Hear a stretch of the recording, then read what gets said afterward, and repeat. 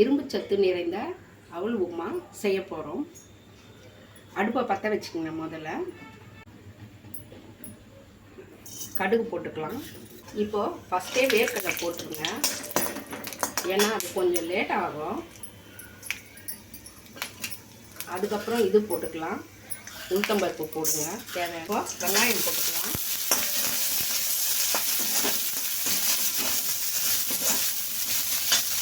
ஒரு சின்ன வெங்காயம் போட்டிருக்கேன். அடுத்தது தக்காளி, ஒரு அரை தக்காளி போட்டிருக்கேன். அவல் 2 தடவை கழுவிட்டு அது மூழ்கிற அளவு தண்ணி ஊற்றி வச்சுருக்கேன். நல்ல தண்ணி ஊற்றி ஊற வச்சுக்கேன். ஒரு 1/4 மணி நேரம் ஊறினா போதும். இப்போ 1/4 டீஸ்பூன் மஞ்சள் தூள் போட்டுக்கலாம்.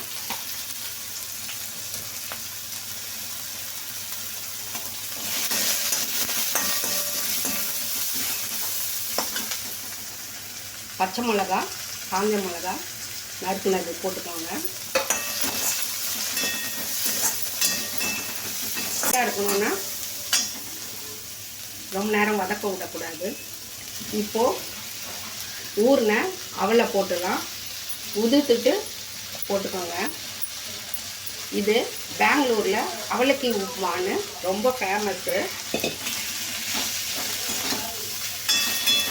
அங்கே பசங்க டிஃபன் பாக்ஸ்லலாம் நிறைய இதே தாங்க எடுத்துகிட்டு வருவாங்க, இரும்பு சத்து நிறைந்ததுன்னு. இது ஆப்ஷனல் தான், வேணும்னா போட்டுக்கலாம். ஏற்கனவே காஞ்ச மிளகா பச்சை மிளகா போட்டிருக்கோம். வேணும்னா இது போட்டுக்கோங்க, இல்லாட்டி ஒமிட் பண்ணாலும் பண்ணிக்கோங்க. இது ஒரு 1/4 டீஸ்பூன் வெறும் மிளகாத்தூள் போடுறேன்.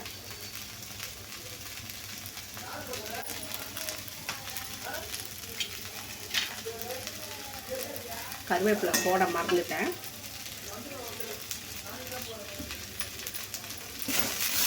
சின்னதில் வச்சுக்கோங்க.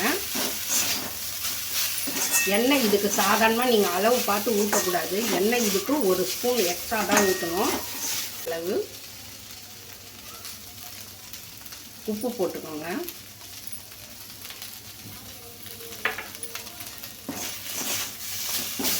சின்ன தீயில வைங்க, அப்போ தான் கொஞ்சம் நல்லாயிருக்கும். துருவின தேங்காய், கொத்தமல்லி இலைகள் போட்டு 2 கலரிட்டு இறக்கிட வேண்டியதுதான். 5 மினிட்ஸில் ரெடி ஆகிடும். எல்லாம் ரெடி பண்ணி வச்சுக்கோங்கன்னா டக்குன்னு பசங்களுக்கு செஞ்சு கொடுத்துடலாம். ஸ்ட்ரென்த்தும் கூட.